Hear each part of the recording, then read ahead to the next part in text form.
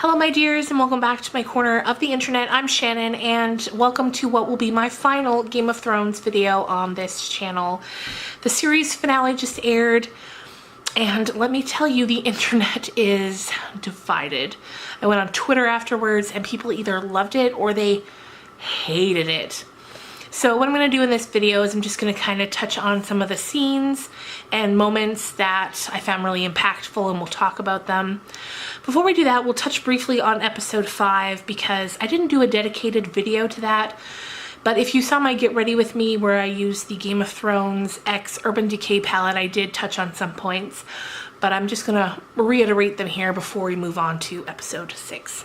So regarding the end of episode 5 where Dany burned King's Landing to the ground, people seemed to be really shocked by this. They kept bringing up words like character development and ruined and things like that, as though they couldn't believe that Dany had done this. Whereas she's been building up to this for the entire series. This is exactly what she kept telling everyone she was going to do. She always said, you know, I'll take what's mine with blood and fire. And we cheered her on while she was doing it to other places. But then once she did it to King's Landing, everyone was horrified. To me, the best analogy for Dany is like a flipped coin. As soon as we met her and we learned her history, it was kind of like a coin was tossed into the air. And for most of the seasons, it was still flipping, and we were waiting. We were waiting to see how it would land. Was she a hero or was she a villain? And then last week we got our answer that she's a villain, and people didn't take it well. But to me it was so fitting. I loved it. Even though I also loved Daenerys. I loved that character. We all did. You know, she was this woman who as a girl was so hurt and grew up into a woman who was so hurt. And at every turn she was betrayed and hurt. And then it got to the point where she just couldn't take it anymore. And then the Film Theorists YouTube channel, they have a great video from actually 2 years ago where they talk about if Dany is going to follow in her father's footsteps. And Matt made some really great points in that video, and the conclusion he came to was yes, it was almost certain that she would in fact follow in the Mad King's footsteps. And that's exactly what we saw. After the Night King was defeated, we're like, okay, so who's going to be the villain for the rest of the show? And we thought maybe it would be Cersei, but then at the end of episode 5 we said no, it's going to be Dany. And I feel like you can love Dany, but also understand that that's not okay. So that was kind of my thoughts on the Dany bit. Another character that the words character development and ruined got thrown around a lot with were Jaime. But to me, that was the perfect ending for Jaime's character. It was the most realistic ending. It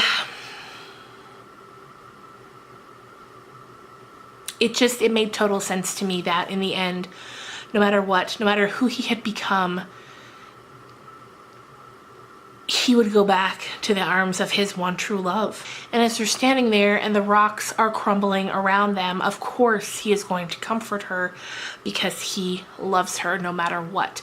And the prophecy was fulfilled. It was always said that Cersei would die with her younger brother's arms around his throat, and she did. We just all assumed it would be in a more violent manner, and it wasn't. But to me, that was the most realistic ending for Jaime. So let's now get into the actual finale, episode 6, season 8, and it starts off with Tyrion walking around in the absolute rubble that King's Landing has become. Shortly after that, we get one of the most beautifully framed scenes of perhaps the entire series.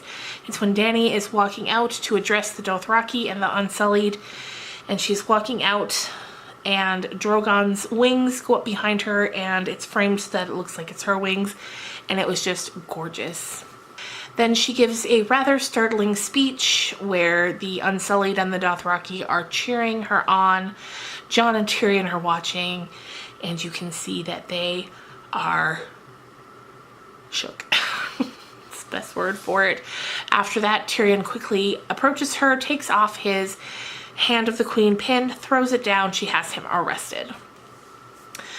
Not long after that, Jon goes to visit him down in the wherever he's being held until he's executed, and they have a talk, and Tyrion kind of tells him like, we can't let this go on. In her speech, she had said how they were not going to lay down their spears until every kingdom from Winterfell to Dorne was freed. And no, just no. I went into this episode knowing that Dany was going to die. I didn't know if it was going to be Jon. I didn't know if it was going to be Arya, mainly because I didn't know if Jon had it in him. Then we get a scene where Dany approaches the Iron Throne, finally, and she's having a moment, and the ash is falling all around her to the point that it looks like snow, and she walks up to the Iron Throne and she touches it. Jon approaches and she begins talking to him and telling him about how when she was a little girl and she heard that the throne was made out of the swords of the Mad King's enemies, 1,000 swords. In her mind, she had pictured it to be so big because she was a little girl who couldn't even count to 20, and the idea of 1,000 swords in her mind, it just sounded like it would be just this huge insurmountable throne. And then when she's standing in front of it, it's much smaller than she expected. She's telling this to Jon, and then all of a sudden he gets a little aggressive with her verbally, and starts telling her, how wrong it is and how this can't continue. They have a moment where she approaches him and, she says to him, "Come with me, let's do this together. I love you." And he kisses her and he says, "You'll be my queen," or "You are my queen now and always." And then he stabs her. And I was surprised that Jon had it in him to do it himself, but I was happy it needed to be Jon, so that was fitting. As she's dying, he has to look her in the eyes at the absolute shock and horror in them. And then he lays her down on the ground. And of course, Drogon, who had been sort of out of view down on the ground, he senses it immediately. And we hear him crying and beginning to move, and he comes up to where she is, and there's this absolutely heartbreaking scene where he, comes up and he puts his face down by her, and with his nose he's nudging her, trying to wake her up. Once he realizes he can't, he lets out a huge breath of fire and he melts the Iron Throne. But he leaves Jon unscathed. I thought that was very fitting. I feel like Drogon knew that Jon didn't really kill Daenerys. The throne did. The pursuit of the power, the pursuit of being the queen of the Seven Kingdoms, that's what killed her. And so the throne melts, and then it felt as though Drogon was finally fulfilling Daenerys' final wishes by, as she said many times, and even in this episode she mentions the breaking of the wheel, which equates to the freeing of the people, and by melting the throne, that's exactly what Drogon did. He then picks her up in his claws and he flies away, never to be seen again, which I was glad he did, because I thought if they kill Daenerys, they're going to have to kill Drogon too, because he's going to be too unsettled. He's going to be, the people have already seen him burning cities to the ground. They're going to have to get rid of him, and I did not want another dragon to die. So I was happy when he took her and flew off. I saw people mentioning that they didn't like it because they didn't feel like they got closure for what happened to her body and what happened to Drogon. That doesn't matter. He did whatever he wanted to her body. I didn't need that kind of closure. So that ended the Daenerys storyline, which I felt like was fitting, and I liked it. I was glad Jon did it, and not Arya. And that was that for that. Shortly after that, we have a scene where weeks have passed, and Tyrion is brought up to kind of the gladiator area, where all of the lords of Westeros are sitting, and they're going to decide his fate. They're all kind of chattering, talking. Grey Worm is very set on making sure that he is killed. And at this point, everyone knows what Jon did to Daenerys. So Jon is also imprisoned. He's not brought out at this point, but... and they're all they all have opinions, and then I think it's... Tyrion, I think, who says that, you know, this isn't for just random people to decide, it's for a king or queen to decide.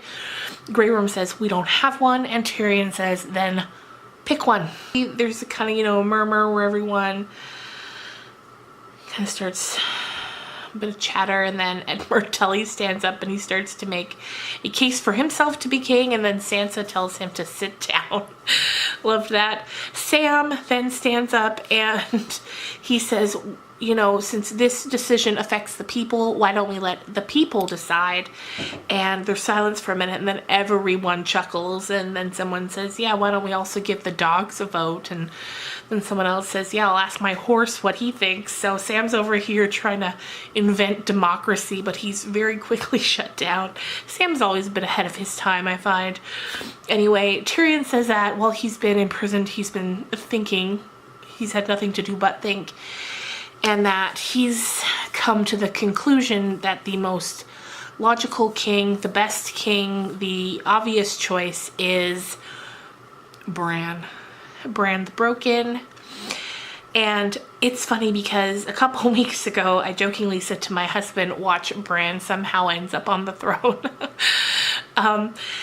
But even in the past week, I've kept saying to people, anyone I talk to about it, I keep saying, like, there's more to the Bran story. I need to know more.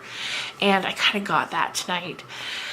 So, and there was a funny scene too where Tyrion says to him, he says, you know, I know you don't want it, but if we decided it was you, would you wear the crown? And Bran says, why do you think I came all this way? And I loved that. Everybody votes. It's total agreement.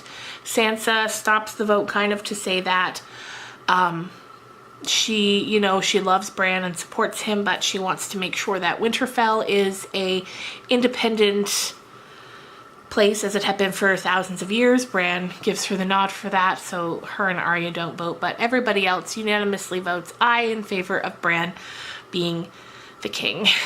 So I loved it. Is it a bit out there? Yeah, of course, but I always knew there was something more to Bran, and I liked it. So then that is decided, and then Tyrion delivers the news to Jon that, you know, people aren't the Unsullied, the Dothraki, many of the people, the lords and ladies, they're not satisfied with him. You know, they want him dead for what he did to Daenerys, because no matter what, all of these people have pledged their loyalty to her. So they want him dead. But because of the Starks and then Bran, they decide that instead of having him executed, he will be sent to the Wall. Back to the Wall. And honestly, I think that's the best thing for Jon. I saw a lot of people on Twitter saying, oh, Jon deserved better, but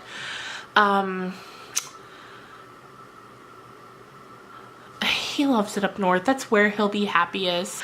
I called that last week too. I thought even if somehow it had worked out that Jon was offered the throne because, you know, after Daenerys died, because he is the rightful heir, I thought he would decline it and go north. So instead he's being forced north, and you know, while he's in hard shape, and he'll be happy there. He has friends there, you know, they don't have the threat of the White Walkers, so they're just kind of up there. Then we got a really great scene where Brienne goes into a room and she sits, and there's kind of the Lannister history book, and she opens it up and she flips the pages until she finds Jaime Lannister's page, and she finishes writing his history. You know, there's a paragraph or two already written, and she goes in and she finishes it, and she, you know, details what happened, how he went north to fight the Night King, and then how he went back to King's Landing to help defend the capital. And then she ends it with, he died protecting his queen. And I thought that was so beautiful. You know, of course she romanticizes it a bit, as you do in the history books, but I thought that was beautiful. I really loved seeing this more vulnerable side of Brienne with an episode at the end of episode 4, I think, when Jaime's leaving Winterfell to head back to King's Landing, and she's crying and she's begging him not to go. That was such a different side of Brienne that we had never seen before. And then today, seeing her lovingly write that history down, I loved it. Then we get to see the first meeting of the king and his hand, who is Tyrion. Although I'm sure all he wanted to do was go and take a nap, Tyrion is once again the hand of the king. And we're seeing the first meeting, and Brienne is there, and Davos, and and Sam, and Tyrion, and King Bran.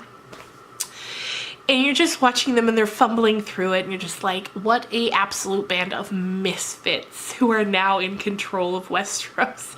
And I love it, honestly, I love it. And then we get the final scene where we're seeing all of the Starks, they're saying goodbye to Jon. We see this kind of juxtaposed scene where they're all walking. Jon is walking through the crowds at the wall, and then we see Arya, who is walking amongst people on a boat, and then we see Sansa, who has just dressed in a beautiful gown, and she's walking through the halls of Winterfell. And it's a rather long scene, and they're all just walking, and I loved it. I loved seeing that. We see, we know that Arya is about to go on an adventure. She wants to find out what's west of Westeros. We see Jon seeing Tormund. Tormund sees him arrive. Tormund must be thinking, what in God's name happened down there that you're here again? But we see Jon walk through, and then finally we get the scene where he sees Ghost, and he goes up and pets him. Ghost needed that after the last time they saw each other. Then we just see Arya on the boat getting ready to go, and then we see Sansa be crowned, and then everyone at Winterfell is just chanting Queen of the North, which of course was her greatest wish ever since we first met her in season 1. She wanted to be the queen of something, and I think she'll be a good queen. And those are the final words spoken in Game of Thrones, Queen of the North. So yeah, those are the moments that I liked, things I didn't like, what I liked. All in all, I'm satisfied with it, honestly. I know there was a petition going around for HBO to remake season. Give me a break. Over 1 million people have signed it, and it's just like, what? How entitled do people feel they are? Like, this is the story. This is how it's been told. That's it. You just gotta deal with it. Although, speaking of having to just deal with things, I am still not emotionally moved on from Oberyn's death. Do you remember Oberyn? When the mountain got to his eyes? I loved that character. I loved it. And I still can't get over his death. So maybe I'm not the best to tell people to move on, but so yeah, all in all, I was satisfied. I thought a lot of things ended in a realistic way, if you can call anything in Game of Thrones realistic. But yeah, let me know in the comments down below, what did you think? Did you love it? Did you hate it? And let me know why. Anyway, thanks so much for watching, you guys. I hope you enjoyed this video. We're gonna move on now. No more Game of Thrones content. And yeah, if you liked it, give it a thumbs up. If you want to, if you've been thinking about it, should I subscribe? Should I not subscribe? You should subscribe. And I will see you guys on Wednesday. Bye.